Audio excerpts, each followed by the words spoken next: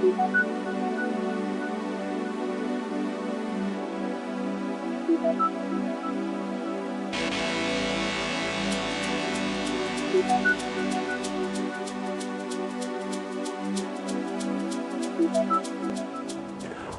I'm Murray Dale.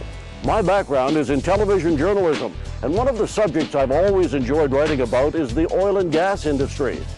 The Alberta Energy and Utilities Board has commissioned me to tell the story of Peace River Oil Company No. 1, which is probably the most fascinating oil patch story I have ever come across. This is a short documentary about what really happened along the banks of the Peace River starting almost 100 years ago.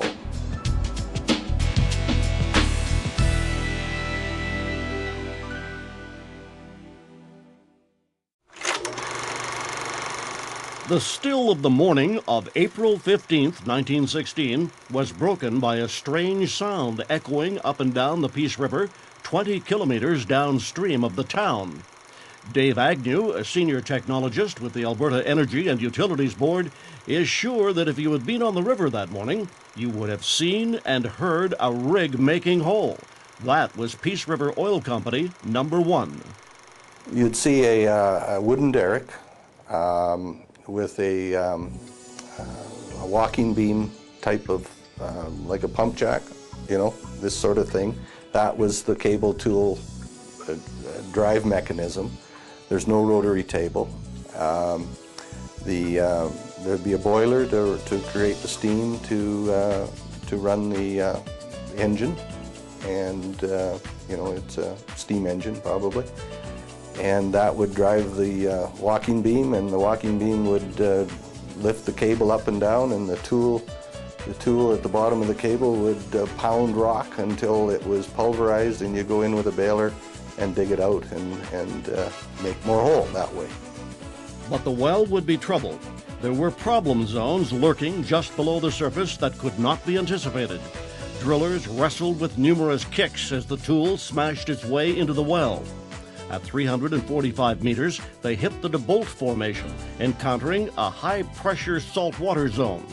Peace River Oil Company No. 1 and others like it were drilled on the depressed valley floor, and the lack of sufficient hydrostatic pressure in the wellbore resulted in water from the DeBolt Formation flowing uncontrolled to surface and into the Peace River.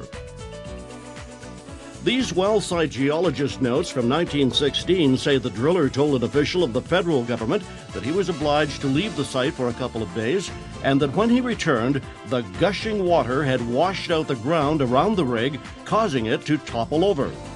The company decided it was impossible to bring Peace River Oil Company No. 1 under control, and simply moved on to drill No. 2, No. 3, and No. 4. All of the wells encountered the same zones of high pressure and were left uncompleted, flowing enormous amounts of salt water and natural gas. The wells were drilled under the jurisdiction of the federal government back in those days, and I think the federal government made an effort to get these companies to do something about it. But because of the enormity of the problem, they just kind of all walked away from it. So those were the kind of some of the first orphan wells in the province. But it was Peace River No. 1 that would enter the history books as the longest-running blowout in the world.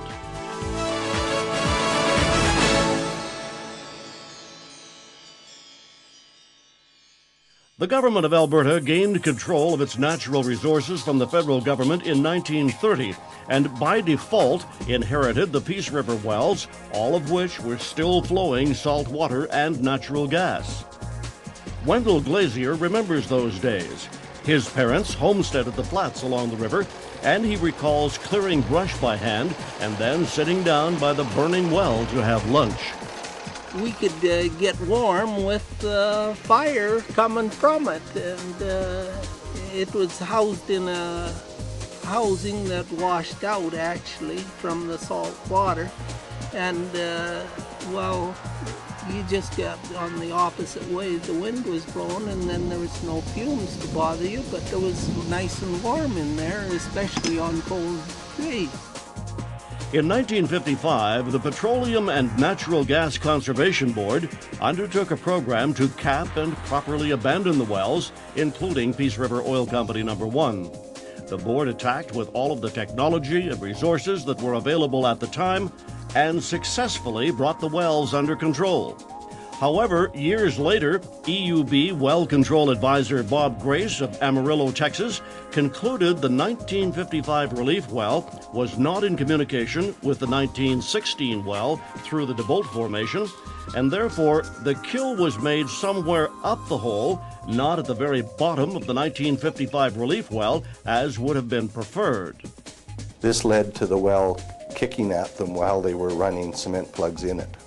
They moved over from the relief well after they killed the 1916 well, moved over to the 1916 well, ran in and started running cement plugs.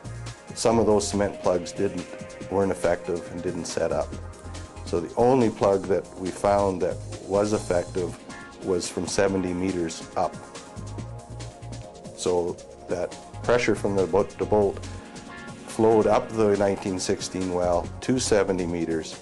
That pressure created a hydraulic fracturing across to the 1955 well and eventually broke out its surface.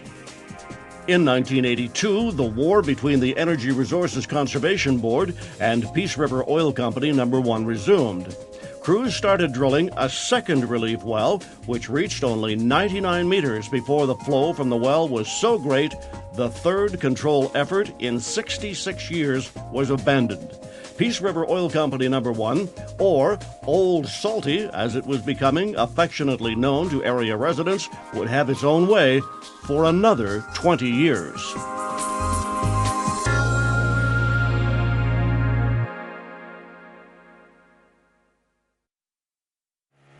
This was the scene on the edge of the Peace River during the final decades of the 20th century. A controlled flare burning off 500,000 cubic feet of slightly sour gas each day, and beneath it, a pipe pouring 30,000 barrels of salt water into the Peace River every day. The Alberta government continually monitored the situation during those years and concluded that the large volumes of river water diluted the escaping flow to the extent that there was virtually no environmental damage. But the language used in documents issued by the federal government shows they viewed the situation much differently.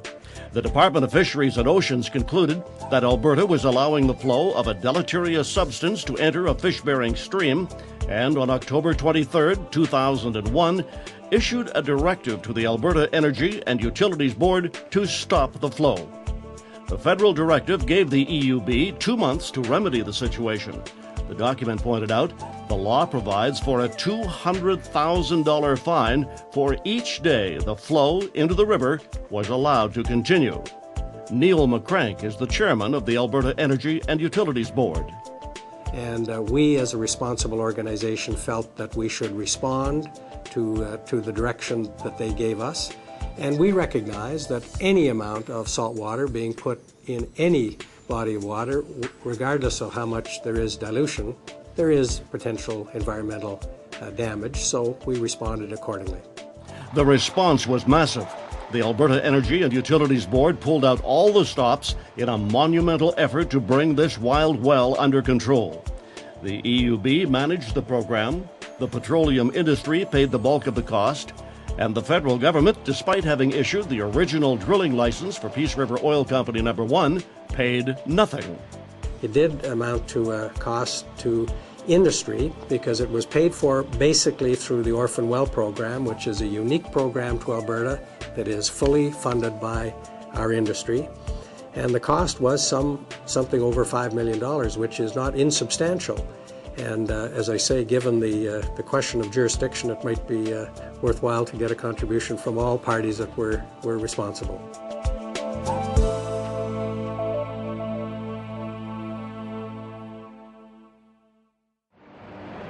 Traditional well control programs focus on the drilling of a relief well, and if it were not for 2 earlier failed attempts to bring Peace River Oil Company No. 1 under control, this would likely have been the chosen course of action again. But without vital geological and pressure information, the EUB was reluctant to drill another relief well fearing that another blowout would make matters even worse. There's no logs for a substantial distance around this well, and there was also the only real geological data was the 1916 geologist notes, which ultimately ended up being very accurate, and the comments from our geologist on site were that considering the limited information this fellow had to deal with at the time, he did a very good job. The EUB, with agreement from an industry peer review group, opted to drill a stratigraphic test well from a location above the valley floor. Included in the valuable data gained from the strat well was a measurement of the static downhole pressure in the DeBolt Formation. This was a key element in designing the well kill model. Another was the data gathered that allowed the well control team to establish with accuracy the flow path of the salt water and the gas. Up the 1916 well bore to about 70 meters, where it encountered a cement plug from an earlier control attempt, through fractures to the 1955 and 1982 well bores, and then to surface. Instead of drilling another relief well, a plan emerged to re-enter the original 1916 well and set up for a dynamic kill. The key to our solution was our recommendation to go back into the original 1916 well and get to bottom in that well. And that was the key reason that the previous two attempts did fail, was we got to bottom where we could dynamically kill the saltwater flow. The next order of business was to find the original 1916 well. A magnetometer survey produced limited results, and the hunt reverted to old-fashioned digging. In the fall of 2002, we'd actually needed to find the well because it had been abandoned and covered over, and we didn't know where the well was. So in the fall we found it, and in fact found that casing stub 6.5 meters down. We tied that back to surface in preparation for the reentry work in 2003. Preparations for the kill attempt resumed early in the spring. First, tons of concrete that had been poured around the 1955 wellhead to stabilize the rig when water blew out around the casing in 1982 had to be removed. Then, a huge flow line that had been attached to the wellhead to divert the flow of water also had to be removed without shutting in the well. The cap on the 1955 well then had to be removed with great care. There was no certainty about the amount of water or poisonous H2S that might come blowing out of the casing as it was loosened. Safety professionals masked up and stood by while a highly specialized crew cut the bolts from the cap with a stream of water and abrasives delivered at 36,000 psi. The old casing spool was replaced by a new wellhead with valves, BOPs, and all the other equipment necessary for re-entry.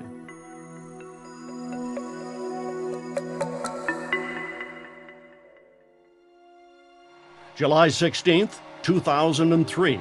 It is the day before the kill. 87 years and 3 months since drilling started on Peace River Oil Company No. 1. The lease and the road are covered with wooden matting to give the heavy equipment and nearly 100 people involved in the control effort a firm footing. Crews on the service rig set up on the 1916 wellbore are making final preparations for the kill. Powerful pumping units will force heavy mud and cement down the well at pressures designed to overwhelm the surging salt water.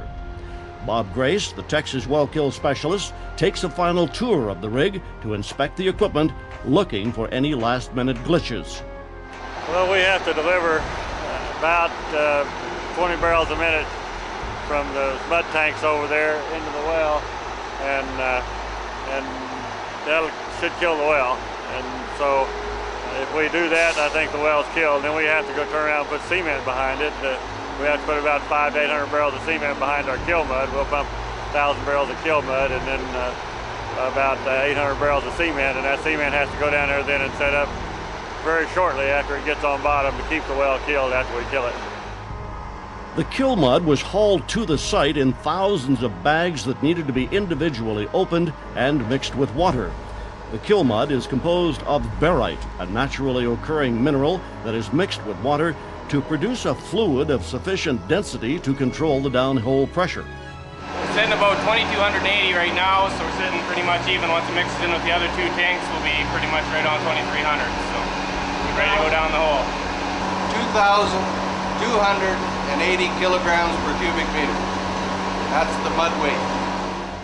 The weight might be right, but is there enough mud in the tanks to do the job? That's the $64,000 question. The fact is, there is so much equipment and supplies on site, it looks like an oil show. There were 8 pre-mixing tanks for the mud and 14 water tanks in which to store the mud before it's pumped.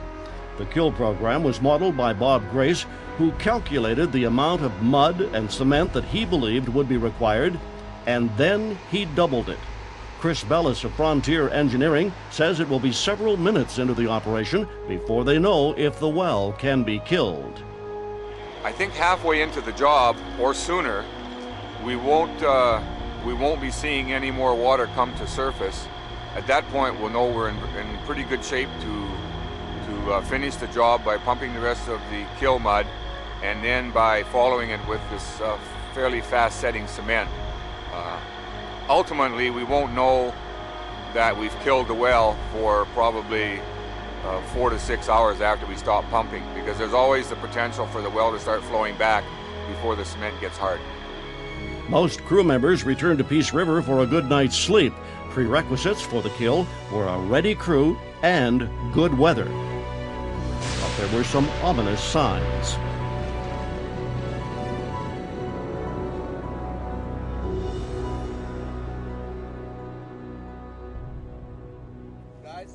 Each day on site begins with a safety meeting. With a crew this large, it's a serious matter. All the equipment and manpower moving around, there's a lot of safety risk, added safety risk to the movement of equipment and hammering lines, of course. Poisonous sour gas and extremely high pressures are also high on the list of safety concerns. I don't want anybody up on the rig floor except me or Chris that wants to start pumping. So there's no reason to go up there. Too much stuff up there, too much iron to be banging around, so screw it, don't get yourselves hurt. We can just always start over again. There's excitement in the air. After years of planning the ultimate kill of the oldest blowout in the history of oil and gas production, the moment of truth has arrived. Yeah, it is exciting. It's had its own way for 86 years, and we're going to give it the shock of its life here in a few minutes. But it's just been sitting down here doing whatever it wanted to do for a long, long time. The enormous volumes of kill mud and cement will be pumped under extremely high pressure. That calls for some careful testing. 1.016 on the pump rate, 1.038 on the mash rate. Looks good here. Right with you. You can shut that one off. Let's try that very first pumper again, please. Bill Terrell will monitor mud returns to the surface and radio data back to Chris Bellis and EUB officials in the control van. I won't know whether it's weighted up or not weighted up. Yeah, well, I know it's 8.65. Okay. Okay, let's go down and get set up on it. And okay, we'll just move the pickup and put it on the back. Yeah, just go down the back. You can drive. There's a vacuum truck sitting there. On the bucket. Tuck that down. Going online here, Jerry. All the equipment is tested and ready. A cold front moves through with gusty winds, but it's not enough to delay the kill. The powerful diesel engines on the pumps rev up in unison, and the ground around Peace River Oil Company number 1 starts to rumble.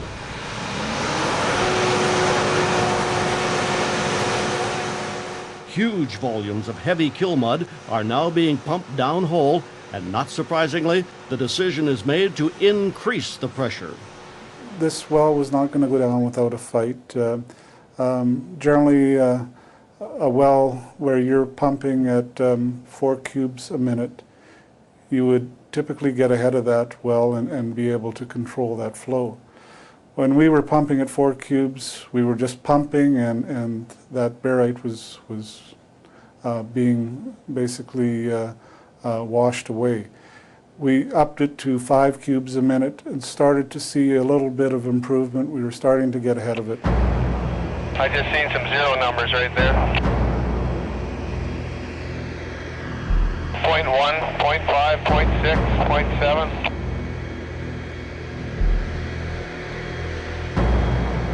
Back up to 3 again. We then again updated the pump pressure to 6 cubes a minute, and at that point we started to get a feel that we were going to be able to control the well. But like I say, we were pumping away for 20 or 30 minutes without seeing a real any signs that the well was going to give up. We're showing straight zeros here, Chris. Gas and fluid. How long has that been, Bill? Probably a count of 30. Half a minute, eh? Yeah, or better. The weight of the kill mud has overwhelmed the pressure of the gas and water. There's one final move to make sure it's permanent. This is Chris Bellis on the radio. Hey, Bill, we're all done with the kill mud. We're just flipping over to cement now. The crew collectively crossed its fingers, hoping the special cement mix will set up before the well starts flowing again. Well, it went a little tougher than we thought it would, frankly, but it was well within our box that we had calculated, but we were hoping it would kill a little quicker than it did, but it killed within what we'd anticipated. So we're pretty pleased right now. If our cement will just set up, if it'll stay like this, stay dead for an hour or so, we got it. It is set already. It was about an hour, and I think we got it. Okay, good deal. Yeah. You sure look good though, didn't it? Yeah. Right on the 1,000 barrels that just quit. Yeah. Good numbers. Yeah. Too close. Success is closer at hand with each passing minute, and everyone involved in the massive effort to bring the wild wells under control starts to breathe easier. The evidence was here. No sign of the salt water that had been flowing into the Peace River, and no more sour gas being flared off. It wasn't as easy as we expected. It's always a matter of finding out what you got down hole, and you never know all the data what's down hole. So you plan for the extremes, and we had enough. That's the key. With the battle won, the site of Peace River Oil Company No. 1 is returning to normal. The wells have been cut and capped beneath the surface and the lease area reclaimed. The kill brings to an end a long and fascinating chapter in the history of the Peace River country, and most people, including Wendell Glazier, are pleased the Alberta Energy and Utilities Board and the oil and gas industry of Alberta have fixed a long-standing environmental problem.